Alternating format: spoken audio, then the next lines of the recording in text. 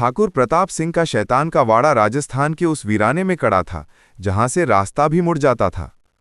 स्थानीय लोग इसका नाम लेने से इतना डरते थे कि इसे वो जगह या नक्कारा कोठी यानी कि घंटाघर कहकर बुलाते थे, क्योंकि रात के तीसरे पहर यहां से घंटे बजने की आवाजें आती थीं।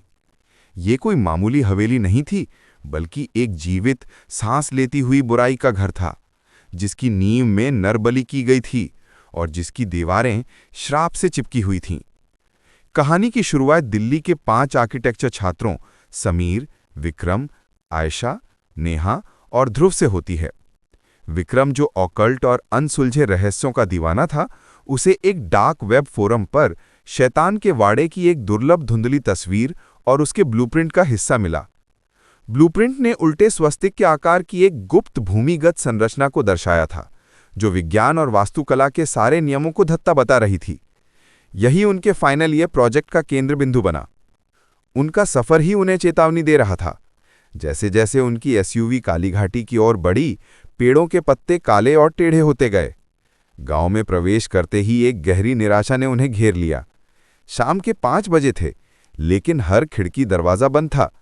सिर्फ एक अंधी बूढ़ी औरत जो अपनी झोपड़ी के सामने बैठी थी, ने अपनी सूखी उंगली उठाकर हवेली की तरफ इशारा किया और बुदबुदाई, "वो सुनता है, वो देखता है, वो भूखा है।"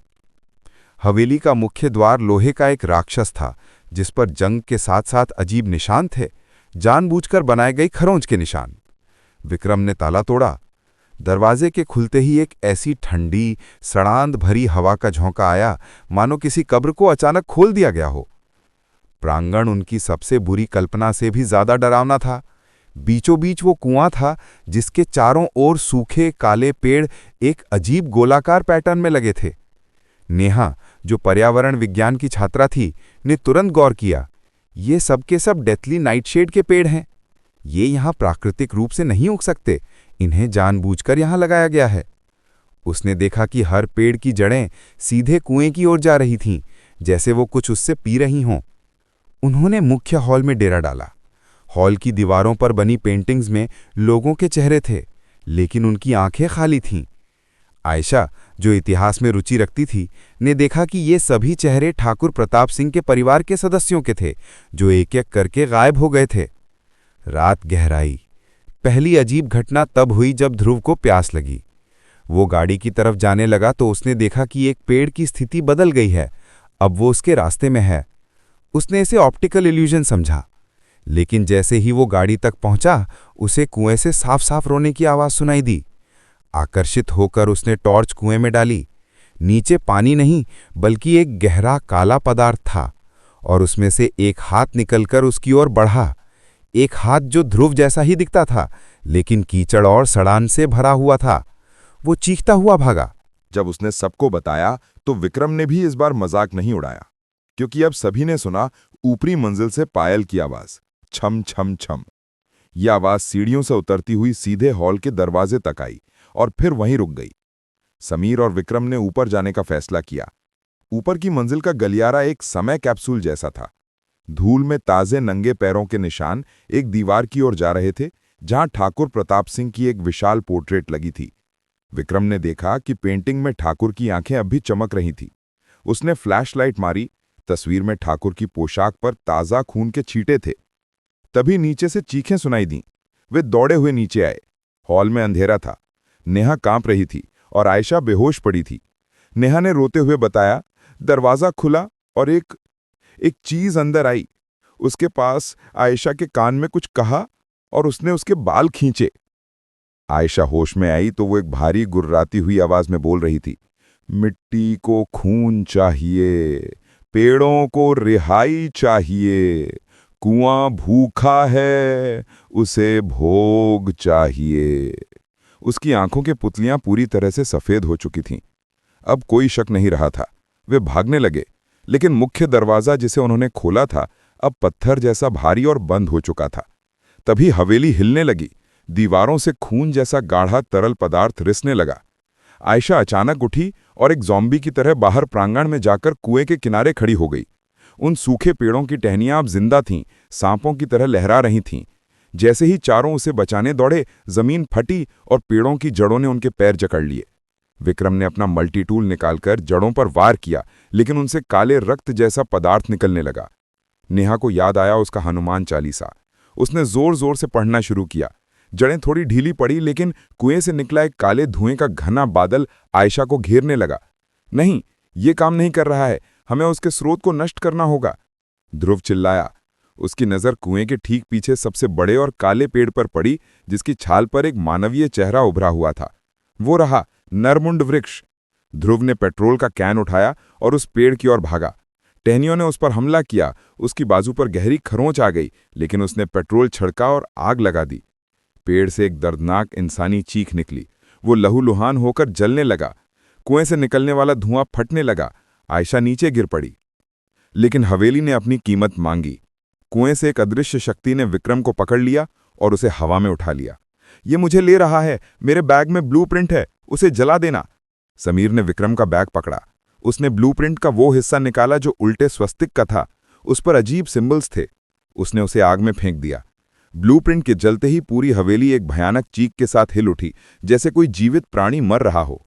विक्रम नीचे गिर पड़ा। वे पांचों गाड़ी में सवार हुए और जान बचाकर भागे।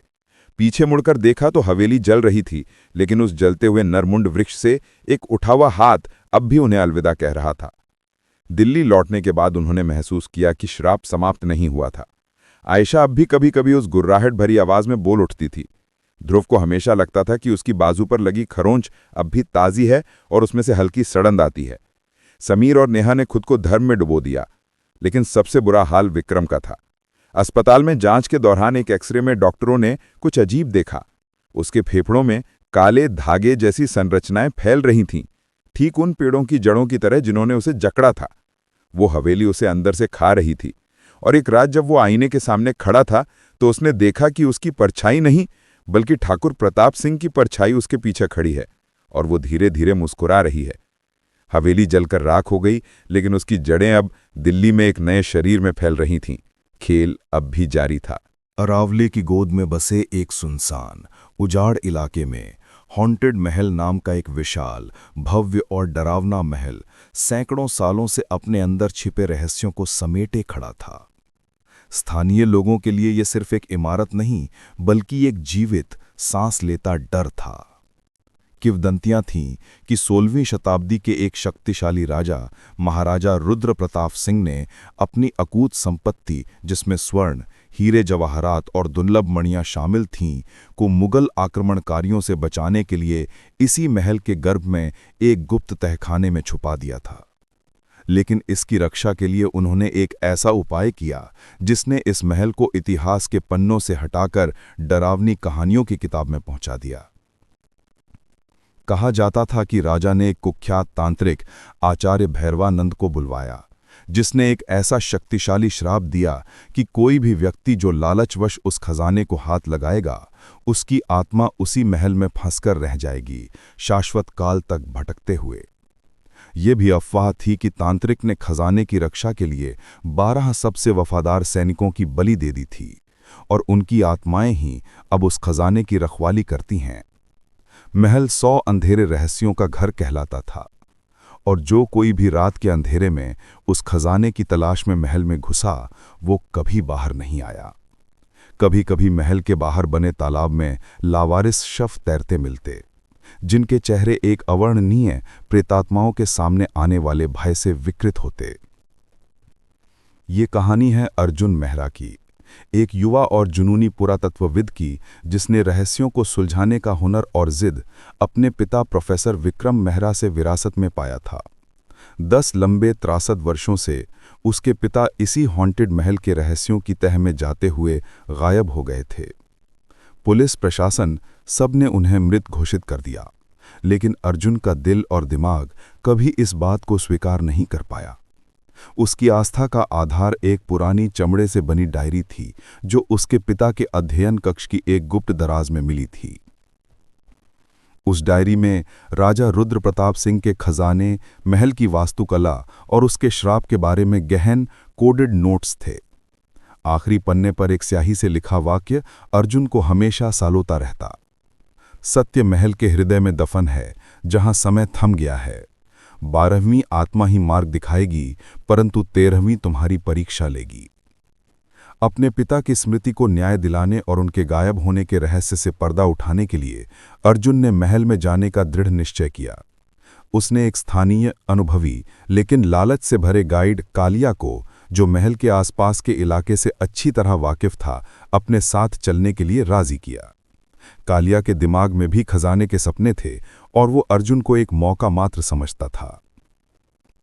एक सर्द, घने कोहरे और अमावस्या की काली रात को, जब चारों तरफ सन्नाटा और सनसनाहट थी, अर्जुन और कालिया हॉन्टेड महल के विशाल, जंग खाए, डरावने फाटक के सामने खड़े थे। महल की ऊंची ऊंची मीनारें और उभरी हुई बालकनियां चांद की मध्यम रोशनी में किसी राक्षस की बाहें जैसी लग रही थीं।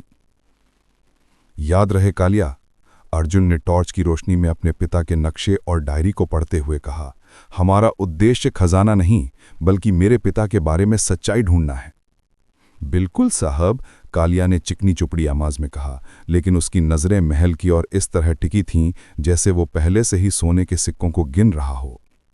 उन्होंने फाटक को धक्का दिया, जिससे एक लंबी, दर्द भरी चीख जैसी आवाज निकली, मानो महल सैकड़ों साल की नींद से जाग रहा हो। अंदर कदम रखते ही वातावरण एकदम बदल गया। हवा ठंडी, नम और भारी हो गई, जिसमें सदियों पुरानी धूल, सड़न और किसी अज्ञात बुराई की गंध थी।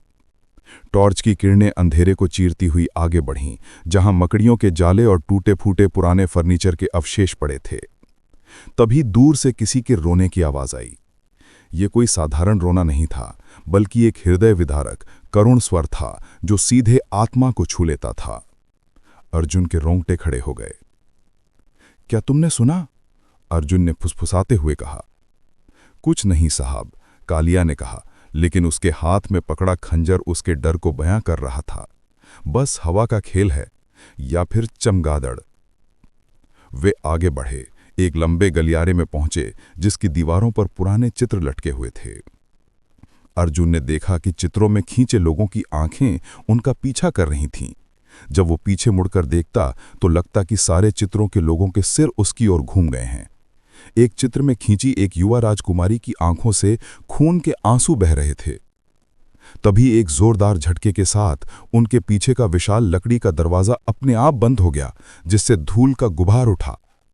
और फिर अचानक अर्जुन और कालिया दोनों के टॉर्च टिमटिमाए और बंद हो गए। घना, चिपचिपा अंधेरा उन्हें निगल गया। सिर्फ दूर की खिड़की से आती चांद की मध्यम रोशनी ही उनकी एकमात्र उम्मीद थी। ये क्या हो रहा है?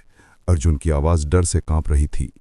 मैंने कहा था ना साहब, कालिया की आवाज में दहशत थी। ये महल मरे हुओं का घर है, ये जाग गया है, हमें यहां नहीं होना चाहिए। अंधेरे में टटोलते हुए वे एक और गलियारे में भटक गए। तभी अर्जुन ने स्पष्ट रूप से देखा कि एक सफेद, धुंधली सी परछाई एक दीवार के पार से दूसरी दीवार में समा गई। उसके मुंह से एक दबी हुई चीख निकल गई। शांत रहो साहब, कालिया ने कहा, अपनी आवाज को नियंत्रित करने की कोशिश करते हुए। यहां की आत्माएं सिर्फ दिखावटी नहीं हैं, वे तुम्हारे दिमाग में घर कर लेती हैं, तुम्हारे सबसे गहरे डरों को जगाती हैं। टॉर्च के बिना ही वे दीवारों को टटोलते हुए आगे बढ़ने लगे। अचानक उनके चारों ओर फुसफुसाहट की आवाजें गूंजने लगीं। ये कोई भाषा नहीं थी, बल्कि दर्द, पीड़ा और चेतावनी से भरी आवाजें थीं जो सीधे उनके दिमाग में घुस रही थीं। चले जाओ, यहां मत रुको, खजाना मृत्यु है, वापस जाओ। वे एक विशाल हॉल में पहुंचे, जिसके बीचों बीच एक बड़ा सा सिंहासन पड़ा था। हॉल की छत से पानी की बूंदें टप टप करके गिर रही थीं, जिसकी आवाज हॉल में गूंज रही थी। तभी उन्होंने एक और आवाज सुनी, एक भारी, धात्विक खिंचाव की आवाज, जैसे कोई भारी श्रृंखला को घसीट रहा हो। आवाज नजदीक आती गई। कालिया ने अपना टॉर्च झटका और वो चमक उठा। उसकी रोशनी में उन्होंने एक विशाल काले धुएं जैसे पिंड को देखा, जिसमें जलती हुई लाल आंखें थीं और वो हवा में तैर रहा था। ये कोई आत्मा नहीं, बल्कि कुछ और ही था, एक दानव, एक भयानक प्रेत जैसा। वो उनकी ओर बढ़ा और उसके साथ ही हॉल का तापमान अचानक से हिमांक बिंदु से भी नीचे गिर गया। उनकी सांसें भाप बनकर निकलने लगीं। भागो! कालिया चीखा। दोनों एक यादृच्छिक दरवाजे की ओर भागे जो एक सकरी सीढ़ी की ओर जाता था। वो सीढ़ियों से ऊपर चढ़ने लगे। उस दानव की गर्जना और श्रृंखलाओं की खनखनाहट उनके पीछे पीछे आ रही थी। सीढ़ियां एक बरामदे में खुलती थीं, जहां से महल का आंगन दिख रहा था। उन्होंने दरवाज़ा बंद कर दिया और सांस लेने के लिए रुके। वो क्या था? अर्जुन हांफते हुए बोला। मैंने सुना था, लेकिन कभी विश्वास नहीं किया, कालिया ने कहा। उसका चेहरा पीलापन लिए हुए था। लोग कहते हैं कि तांत्रिक ने न केवल सैनिकों की बलि दी, बल्कि एक दानव को भी बुलाया था जो खजाने की रक्षा करता है। उसे छाया भक्षक कहते हैं। अर्जुन ने डायरी फिर से निकाली। टॉर्च की रोशनी में उसने एक नया विवरण देखा जो पहले ध्यान नहीं आया था। एक नक्शा था जो राजा के निजी शयन कक्ष की ओर इशारा कर रहा था, और उसके बगल में लिखा था, शयन कक्ष के आईने में ही वास्तविकता छिपी है। उन्होंने राजा के शयन कक्ष का रास्ता ढूंढा। कमरा भव्य था, लेकिन अब जर्जर हो चुका था। बीच में एक विशाल पलंग पड़ा था, और एक तरफ एक बड़ा सा आईना लटका हुआ था जिस पर धूल की मोटी परत जमी थी। अर्जुन ने आईने के सामने जाकर धूल को साफ किया। आईने में उसकी और कालिया की परछाई दिख रही थी। लेकिन फिर कुछ असामान्य हुआ। आईने में उनकी परछाइयों के पीछे 12 धुंधली आकृतियां खड़ी दिखाई दीं। वो सैनिकों के वेशभूषा में थे, और उनके चेहरे दुख और पीड़ा से भरे हुए थे। ये वो बलि दिए गए सैनिक थे। और फिर आईने में से एक आवाज आई, एक दर्द से भरी सांस लेती हुई आवाज। मार्ग नीचे, पलंग के नीचे। अर्जुन और कालिया ने पलंग को हटाया। नीचे की फर्श पर गुप्त दरवाजे के निशान थे। उन्होंने दबाव डाला और फर्श का एक हिस्सा खिसक गया, जो एक अंधेरी सीढ़ीदार सुरंग का पता देता था जो महल के गर्भ में जाती थी। सुरंग नीचे उतरते हुए हवा और भी ठंडी और दमघोटू होती गई। सीढ़ियां एक विशाल गोलाकार तहखाने में खुलती थी, और वहां का नजारा देखकर अर्जुन और कालिया दोनों की सांसें रुक गईं। तहखाने के बीचों बीच सोने के सिक्कों, हीरे जवाहरात, मोतियों और पुरानी कलाकृतियों का एक विशाल पहाड़ था, राजा रुद्र प्रताप सिंह का खजाना। लेकिन उस खजाने के चारों ओर 12 पारदर्शी दुखी आत्माएं खड़ी थीं। उनकी आंखों में एक अनंत यातना थी, और वो चुपचाप खड़े थे, मानो एक अनंत पहरा दे रहे हों। और खजाने के ठीक सामने एक सिंहासन पर राजा रुद्र प्रताप सिंह का शव बैठा था। समय ने उसे मम्मी में बदल दिया था, लेकिन उसके हाथों में एक चमकता हुआ काले रंग का ताबीज था, जिससे एक अजीब सी नीली रोशनी निकल रही थी। यही श्राप का केंद्र था। खजाना, कालिया चीखा, और लालच में अंधा होकर वो सब कुछ भूलकर आगे बढ़ा। नहीं कालिया, रुको, अर्जुन ने चीख कर कहा, लेकिन उसकी आवाज बेअसर थी। जैसे ही कालिया ने खजाने की ओर अपना हाथ बढ़ाया, 12 आत्माएं एक साथ चीख उठीं। एक अदृश्य शक्ति ने कालिया को जकड़ लिया और उसे हवा में उठा लिया। उसके चेहरे पर अविश्वास और भय का भाव था। वो चीखना चाहता था, लेकिन आवाज नहीं निकल रही थी। फिर एक चमकती हुई रोशनी में उसकी आत्मा उसके शरीर से अलग होकर खींचती हुई उन 12 आत्माओं के पास जा पहुंची, जो अब 13 हो गई थीं। कालिया का शरीर बेजान होकर जमीन पर गिर गया। अर्जुन स्तब्ध और भयभीत था। उसने देखा कि राजा की मम्मी ने अपना सिर धीरे धीरे उसकी ओर घुमाया। उसकी खोखली आंखों की जगह पर नीली रोशनी चमक रही थी। तभी एक प्रशक्तिशाली प्राचीन आवाज उसके दिमाग में गूंजी, शब्दों में नहीं, बल्कि विचारों और भावनाओं में। तुम क्यों आए हो, मृत्यु के पुत्र? क्या तुम भी इसी लालच के शिकार हो?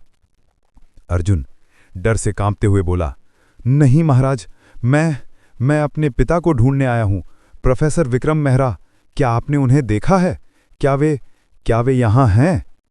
राजा की आत्मा ने एक गहरी दुख भरी सांस ली। हालांकि उसके फेफड़े सदियों पहले ही सड़ चुके थे, उसने अपना एक हाथ उठाया और उन 13 आत्माओं की ओर इशारा किया। अर्जुन ने गौर से देखा और उसकी सांसें अटक गईं।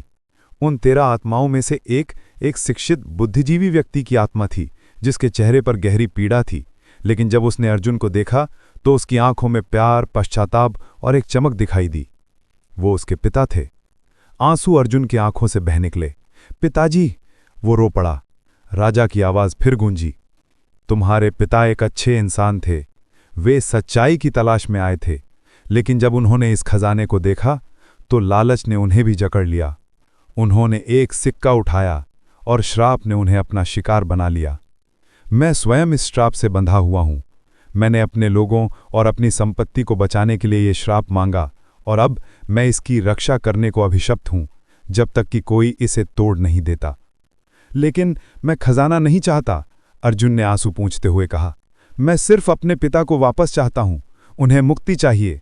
क्या कोई रास्ता नहीं है इस श्राप को तोड़ने का? राजा की आत्मा कुछ पल के लिए शांत रही, मानो सदियों पुराने दर्द को याद कर रही हो। फिर बोली, हां, एक रास्ता है। श्राप को तोड़ने का एक ही तरीका है। अगर कोई व्यक्ति बिना किसी लालच के सिर्फ प्रेम, त्याग और मुक्ति की भावना से यहां आए और खजाने को छुए बिना इस ताबीज को तोड़ दे जो इस श्राप का केंद्र है। लेकिन चेतावनी है, ऐसा करने पर याकूत खजाना हमेशा के लिए नष्ट हो जाएगा और सभी आत्माएं, तुम्हारे पिता की भी, मुक्त हो जाएंगी। तुम्हें कुछ नहीं मिलेगा सिवाय शांति के। अर्जुन के सामने कोई विकल्प नहीं था। उसकी नजरें खजाने के ढेर पर नहीं बल्कि अपने पिता की आत्मा पर टिकी थीं, जो मुक्ति की आशा से उसे देख रही थी। मैं यही चाहता हूं, अर्जुन ने दृढ़ता से कहा। वो सीधा राजा के शव के पास गया। ताबीज से एक ठंडी डरावनी ऊर्जा निकल रही थी। उसने हिम्मत जुटाई और राजा के हाथों से वो ताबीज उठा लिया। ताबीज उसके हाथ में जलता हुआ बर्फ जैसा लगा। उसने ताबीज को जोर से जमीन पर पटक दिया। एक भीषण चकाचौंध कर देने वाली सफेद रोशनी से पूरा तहखाना भर गया। एक गर्जनापूर्ण धमाका हुआ, मानो आकाश फट गया हो। अर्जुन ने अपनी आंखें बंद कर लीं। उसे लगा जैसे सैकड़ों आत्माएं एक साथ चीख रही हैं, लेकिन वो चीख डर की नहीं बल्कि मुक्ति की खुशी की थी। जब उसने आंखें खोलीं तो रोशनी जा चुकी थी। खजाने का विशाल ढेर गायब था। उसकी जगह सिर्फ धूल और मिट्टी का ढेर था, मानो सैकड़ों साल एक पल में बीत गए हों। 12 आत्माएं, कालिया की आत्मा और सबसे महत्वपूर्ण उसके पिता की आत्मा अब वहां नहीं थी। उनके विदा होने से पहले अर्जुन ने अपने पिता के चेहरे पर एक शांत, सुखद मुस्कान देखी। एक ऐसी मुस्कान जो 10 सालों से गायब थी। राजा रुद्र प्रताप सिंह का शव भी धूल में मिल गया था।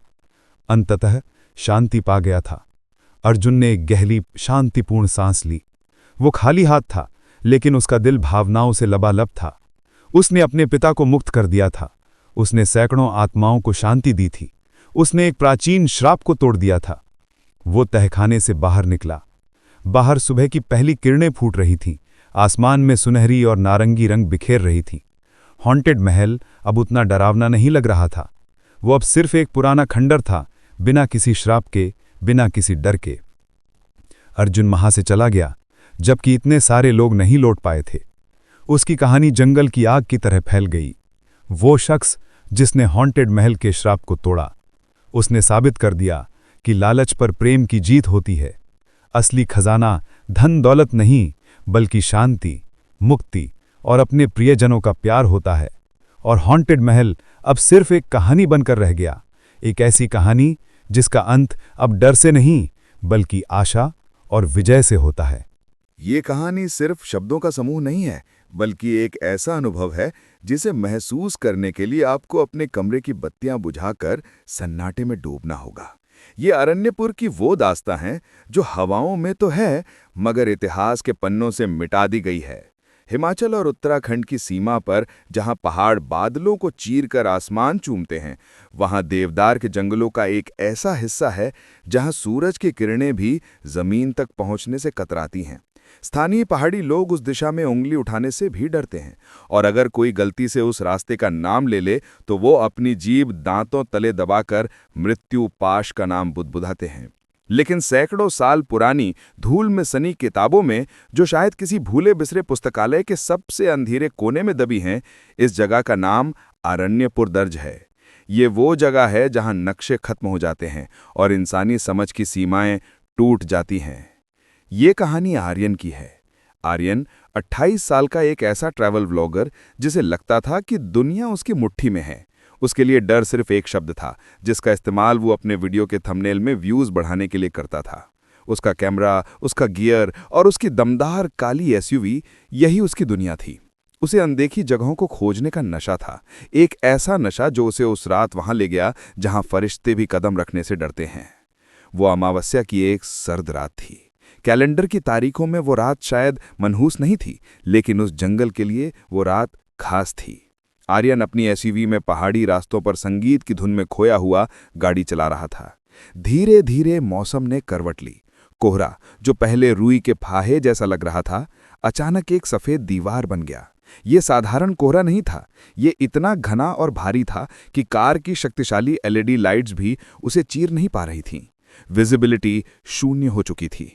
कार के वाइपर शीशे पर जमी धुंध को हटाने की कोशिश कर रहे थे, लेकिन ऐसा लग रहा था जैसे कोहरा बाहर से नहीं बल्कि शीशे के अंदर से चिपक रहा हो।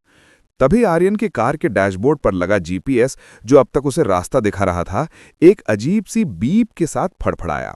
स्क्रीन पर जो नीली रेखा रास्ता दिखा रही थी वो अचानक लाल होकर गोल गोल घूमने लगी और फिर स्क्रीन पूरी तरह काली पड़ गई। आर्यन ने झल्लाहट में स्क्रीन पर उंगली मारी, लेकिन कोई फायदा नहीं हुआ।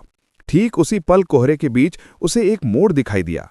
ये कोई पक्की सड़क नहीं थी, बल्कि एक पतली ऊबड़ खाबड़ पुरानी पगडंडी थी जो मुख्य सड़क से हटकर सीधे घने जंगल के गर्भ में जा रही थी।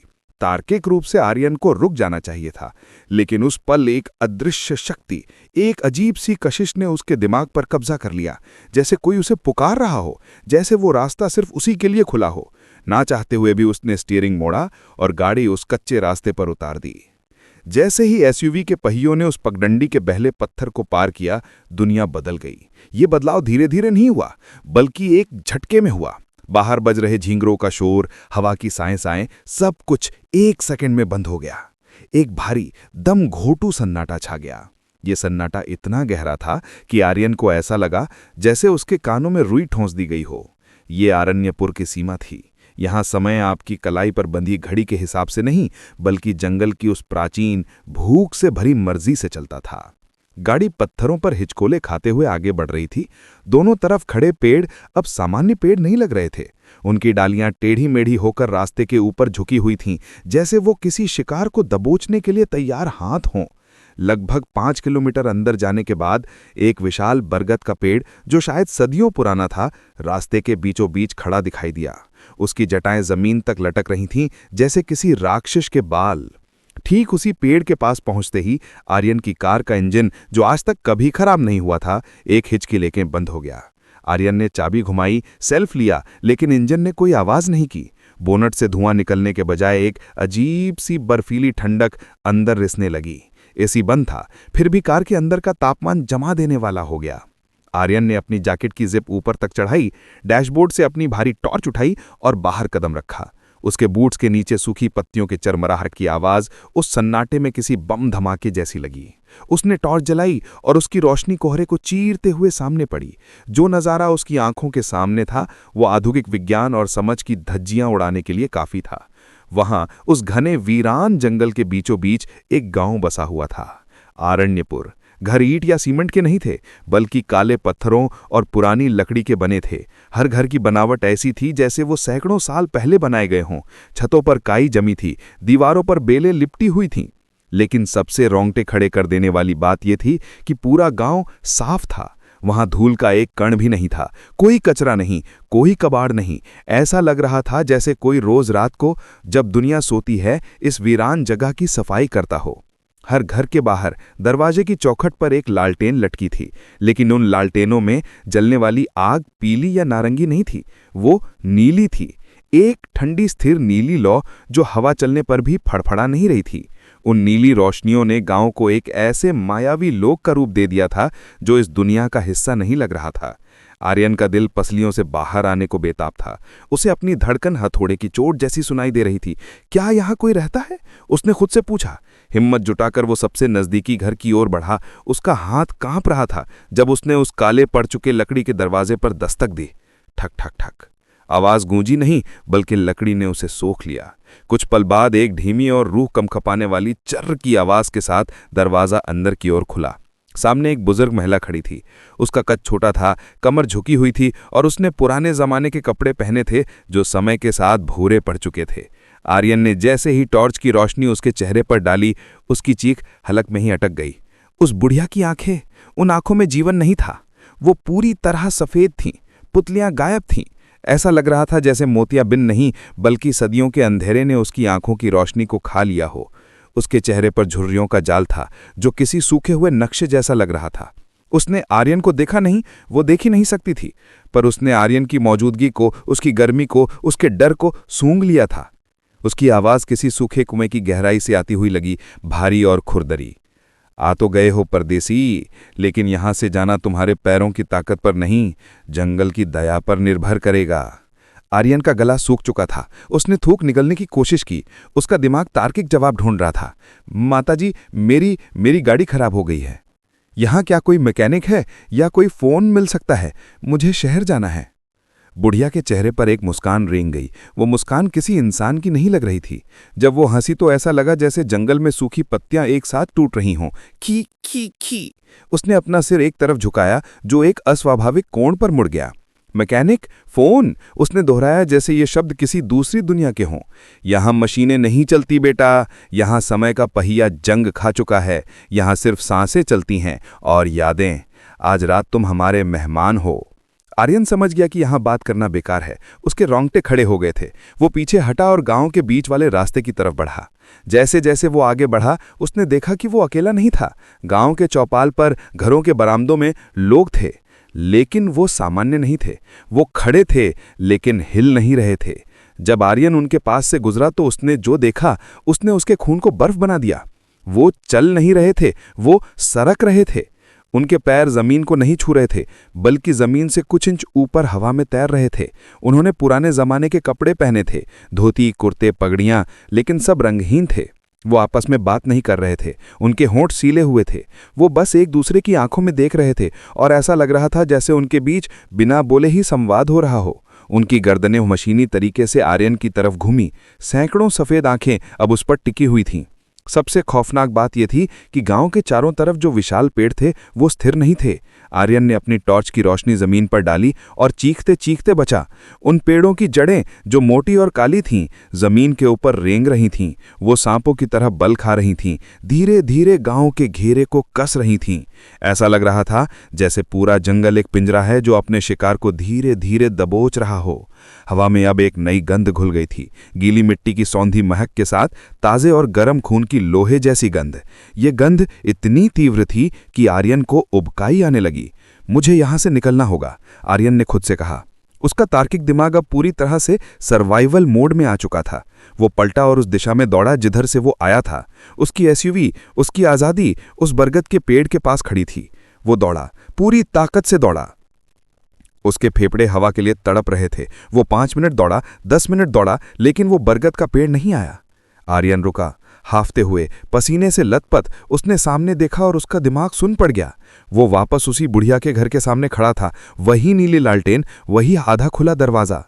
नहीं, ये नहीं हो सकता, वो चिल्लाया। वो फिर से दूसरी दिशा में दौड़ा, लेकिन जितनी तेज वो दौड़ता, जंगल का रास्ता उतना ही लंबा होता जाता। पेड़ अपनी जगह बदल रहे थे, रास्ते अपने आप मुड़ रहे थे। ये अरण्यपुर का श्राप था। यहाँ दिशाएं उत्तर, दक्षिण, पूर्व या पश्चिम नहीं थीं। यहाँ दिशाएं उस अदृश्य शक्ति की इच्छा से बनती और बिगड़ती थीं। वो जिस भी तरफ भागता, अंत में वो उसी गांव के चौराहे पर खड़ा मिलता। वो एक भूल भुलैया में फंस चुका था जिसका कोई निकास नहीं था। तभी गांव के बीचों बीच बने एक चबूतरे पर हलचल हुई। सारे रेंगते हुए, तैरते हुए साए एक तरफ हट गए, जैसे वो अपने राजा के लिए रास्ता बना रहे हों। वहां से एक लंबा, बेहद लंबा आदमी सामने आया। उसका शरीर एक पुराने मटमैले लबादे से ढका था और उसने अपने चेहरे पर एक कपड़ा बांधा था। वो गांव का सरपंच था, या जो भी चीज उस गांव को चला रही थी। वो आर्यन के ठीक सामने आकर रुका। उसकी ऊंचाई सामान्य इंसान से कहीं ज्यादा थी। उसने धीरे से अपने चेहरे पर बंधा कपड़ा हटाया। आर्यन की आंखों में दहशत तैर गई। वहां कोई चेहरा नहीं था, वहां कोई मांस, कोई हड्डी, कोई खून नहीं था। वहां सिर्फ पेड़ की छाल थी। उसकी त्वचा खुरदले लकड़ी की बनी थी और जहां आंखें होनी चाहिए थीं, वहां पेड़ की कोटर यानी कि हॉलोज जैसे 2 गहरे काले गड्ढे थे। उसने अपना मुंह नहीं खोला, क्योंकि उसका मुंह था ही नहीं। लेकिन आर्यन के दिमाग के अंदर एक आवाज गूंजी। ये आवाज कानों से नहीं, बल्कि सीधे उसकी चेतना में उतरी। वो आवाज गड़गड़ाहट जैसी थी, जैसे पहाड़ टूट रहे हो। तुमने सीमा पार की है मानव। ये जंगल निर्जीव नहीं है, ये जीवित है। ये सांस लेता है, इसे भूख लगती है। आर्यन घुटनों के बल गिर गया। मुझे जाने दो, मेरे पास पैसे हैं, जो चाहिए ले लो। वो गिड़गिड़ाया। सरपंच के खोखले गड्ढों से एक अजीब सी हरी रोशनी चमकी। आवाज फिर गूंजी, कागज के टुकड़े, पैसे हमारे किस काम के? बाहर जाने का सिर्फ एक नियम है, संतुलन। तुमने हमारे एकांत को तोड़ा है, इसकी भरपाई करनी होगी। तुम्हें अपना सबसे कीमती हिस्सा यहीं छोड़ना होगा, वो हिस्सा जो तुम्हें इंसान बनाता है। आर्यन कांपने लगा। क्या? मेरा हाथ, पैर, मेरी जान? हवाओं ने कानाफूसी की। हजारों आवाजें एक साथ बोली, शरीर नहीं, वस्तुएं नहीं, हमें तुम्हारा कल चाहिए, तुम्हारा भविष्य। आर्यन को अचानक उस पहेली का मतलब समझ आया। जंगल उसका भविष्य मांग रहा था। अगर वो अपना भविष्य दे देता तो वो यहां से जिंदा तो निकल जाएगा, लेकिन वो बाहर की दुनिया में एक जिंदा लाश बन के रह जाएगा। उसकी यादें नहीं बनेंगी, उसकी कोई पहचान नहीं होगी, वो बस सांस लेता हुआ मांस का लोथड़ा होगा। ये मौत से भी बदतर था। उसे लगा कि जमीन उसके जूतों को पकड़ रही है। नीचे देखा तो कीचड़ बनकर उसके टखनों तक चढ़ गई थी और धीरे धीरे उसे नीचे खींच रही थी। जड़ें उसके पैरों पर लिपट रही थीं। उसने घबराहट में अपनी जेबें खाली करनी शुरू कर दीं। उसका महंगा फोन, उसका वॉलेट, उसकी घड़ी, सब निकालकर उसने उस कीचड़ में फेंक दिया। ले लो, सब ले लो, वो चिल्लाया। लेकिन जंगल शांत रहा। फोन और वॉलेट कीचड़ में समा गए, लेकिन पकड़ ढीली नहीं हुई। आवाज ने मजाक उड़ाया, ये खिलौने कीमती नहीं हैं, वो चीज दो जो तुम्हारे अस्तित्व का आधार है। मौत को इतना करीब देखकर आर्यन का दिमाग तेजी से दौड़ा। मेरे अस्तित्व का आधार? उसकी सबसे कीमती याद क्या थी? वो क्या था जिसे खोने के डर से वो जी रहा था? उसका हाथ अपनी जैकेट की अंदरूनी जेब में गया। उसकी उंगलियों ने एक पुरानी, थोड़ी मुड़ी हुई तस्वीर को छुआ। ये उसकी माँ की आखिरी तस्वीर थी। वो अब इस दुनिया में नहीं थी। आर्यन जब भी टूटता था, जब भी अकेला महसूस करता था, वो इस तस्वीर को देखता था। उस तस्वीर में उसकी माँ की मुस्कान ही थी जिसने उसे अब तक जोड़े रखा था। उसकी सारी बचपन की यादें, उसका प्यार, उसका सुकून, सब उस एक कागज के टुकड़े में बसा था। अगर उसने ये दे दिया तो वो अपनी माँ को भूल जाएगा। वो उस प्यार को भूल जाएगा जिसने उसे इंसान बनाया था। अब जड़ें उसके घुटनों तक आ चुकी थीं। उसकी सांस घुट रही थी। सरपंच का वो छाल वाला चेहरा उसके करीब आ रहा था। चुनो आर्यन, यादें या जीवन? आर्यन की आंखों से आंसू बह निकले। उसने कांपते हाथों से वो तस्वीर बाहर निकाली। उसे आखिरी बार देखा। माँ, उसने बुदबुदाया। उसे पता था कि ये सिर्फ एक तस्वीर नहीं है, ये उसकी आत्मा का एक टुकड़ा है। सरपंच और वो रेंगती हुई जड़ें उस तस्वीर की ओर लपकी जैसे भूखे भेड़िए मांस पर लपकते हैं। आर्यन ने एक दर्दनाक चीख के साथ अपनी मुट्ठी बंद की और उस तस्वीर को, अपनी माँ की यादों को उस काले दलदली कीचड़ में फेंक दिया। जाओ, ले जाओ, सब ले जाओ, वो रोया। जैसे ही वो तस्वीर उस शापित मिट्टी में मिली, एक चमत्कार हुआ, या शायद एक विनाश। जमीन ने एक भयानक हुंकार भरी। ऐसा लगा जैसे धरती का सीना फट गया हो। एक तेज आंधी चली जिसने उन नीली लालटेनों को बुझा दिया। वो अदृश्य दीवार जिसने उसे रोक रखा था, एक पल के लिए कांच की तरह चटक गई। पकड़ ढीली हो गई, जड़ें पीछे हट गईं। आर्यन ने एक पल भी नहीं गवाया। वो अपनी कार की तरफ नहीं दौड़ा। उसे पता था कि कार अब जंगल का हिस्सा बन चुकी थी। वो पैदल ही उस दिशा में अंधेरे की तरफ बेतहाशा दौड़ा जिधर उसे लगा कि मुख्य सड़क हो सकती है। कांटे उसके कपड़े फाड़ रहे थे। नुकीली टहनियां उसके चेहरे और हाथों को चीर रही थीं। खून बह रहा था, लेकिन उसे दर्द महसूस नहीं हो रहा था। उसे बस भागना था। उसे पीछे से आवाजें आ रही थीं, हजारों आवाजें। रुक जाओ, अभी तो सौदा पूरा नहीं हुआ, अभी तो और भी बहुत कुछ बाकी है। बुढ़िया की हंसी, सरपंच की गड़गड़ाहट, सब उसके कानों में गूंज रही थीं। उसे लगा जैसे कोई ठंडा हाथ उसके कंधे को छूने वाला है, लेकिन उसने पीछे मुड़कर देखने की गलती नहीं की। वो जानता था कि अगर वो पलटा तो वो हमेशा के लिए अरण्यपुर का होकर रह जाएगा। वो दौड़ता रहा, तब तक जब तक कि उसके पैरों ने जवाब नहीं दे दिया, जब तक उसके फेफड़े आग की भट्टी नहीं बन गए। अचानक उसके पैर पक्के डामर से टकराए।